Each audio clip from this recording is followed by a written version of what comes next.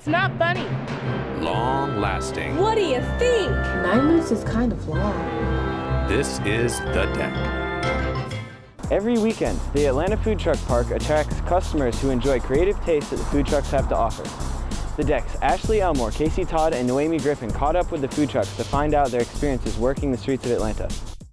Food trucks are a pretty big deal in Atlanta. More likely than not, you've run into one of the many mobile commissaries. There's about 90 trucks in the state of Georgia. And I've worked on 2 or 3 different food trucks. You know, I'm just gonna throw it out there. I think Faux Show is a great service for the food truck. We sell Vietnamese food, like banh mi sandwiches. You have like a choice of pork or chicken, and it has on it pickled daikon and radish, cilantro, cucumbers, jalapenos. You can't really get this food anywhere but on Buford Highway, but for us, we can bring it to anywhere in the city, and you don't have to drive all the way out to the Vietnamese restaurants on the other side of town.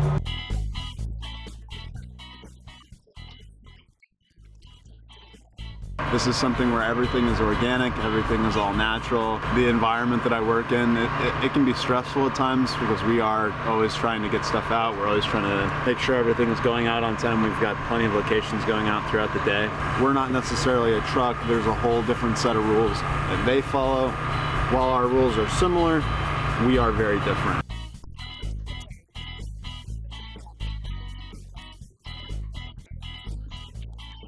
We are about to go to the Wow food truck. We heard it's awesome. I think we're gonna try the arepas because that's what we heard hear a lot about the best. So, yeah. Gonna go there. Kind of famous. There's a lot more of them nowadays. A lot more to choose from, and different areas of the city have them on different nights, so you can kind of choose where you want to go.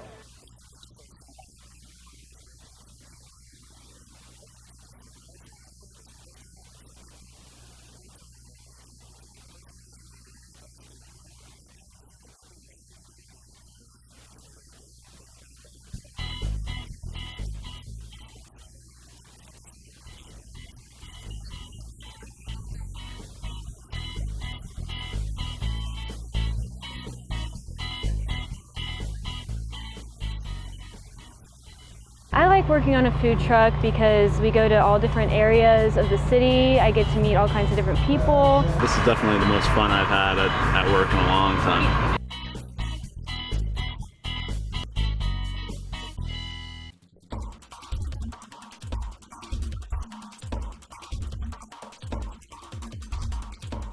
The ALS Ice Bucket Challenge brought both participants and critics. The Deck's Morgan Johnson, Breland Thornton, and Emily Schulke found out how the Georgia ALS chapter benefited and why the publicity meant something special to one sophomore. I was nominated for the ALS Challenge by Cheyenne McGritt and Gracie Ferris. I'm driving it now! Daddy, go. Daddy, hurt. Oh, God.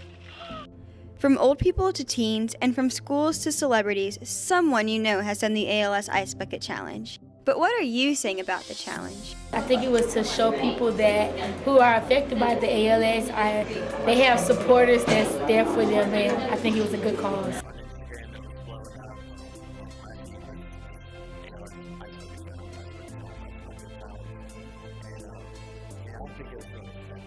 I think it did spread awareness, it became Instagram famous and people started doing it everywhere, but also people kind of just did it to get that attention.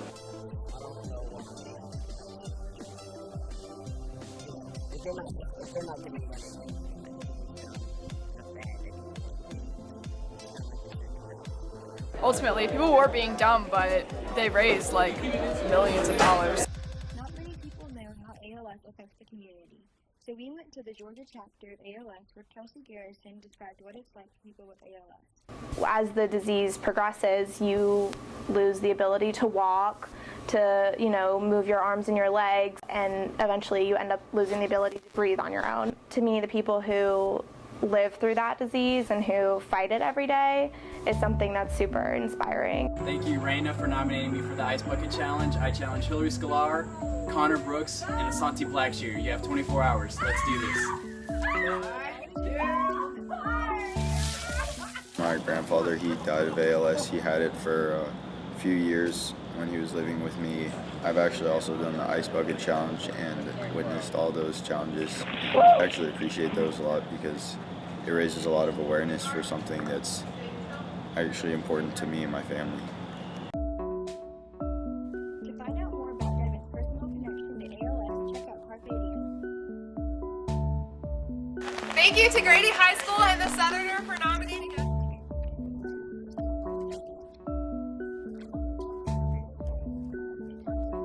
Y'all have 5 days. Good luck.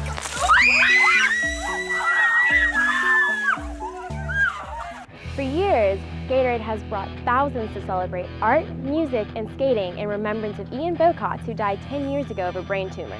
The Deck's Sienna Elliott, Jude Holmes, and Joe Shimada tell us why the successful event has ended after a decade.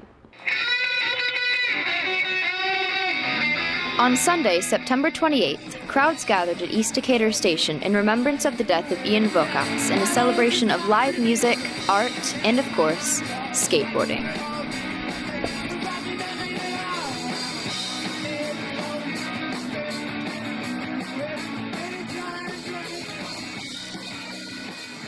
Thomas Taylor at Stratosphere Skateboards does custom ramps for Skaterade every single year. His most spectacular ramp ever, I think he called it the Wall. I think it was probably about 10 or 12 feet high, and really he kind of outdoes himself every single year.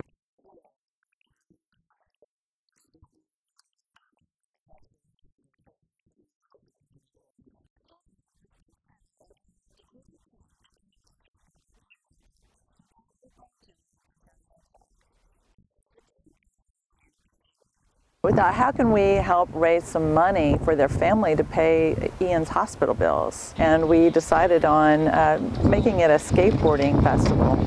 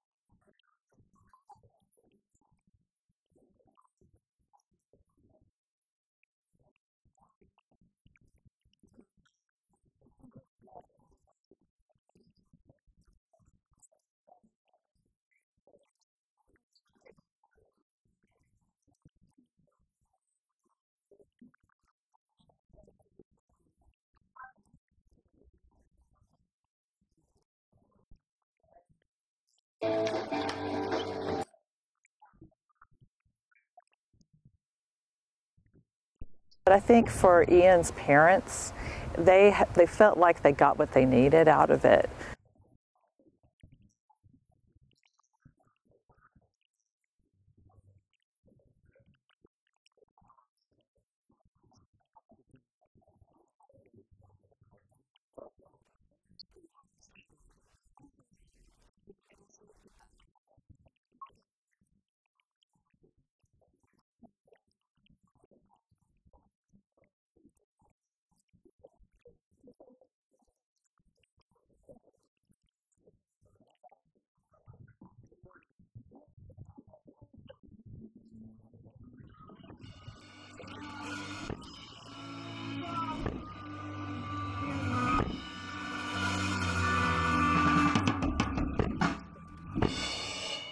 Thanks for watching our 56th show. We hope you guys have a happy Halloween tomorrow night. I'm Jude Holmes. And I'm Emily Schulke. And this is The Deck.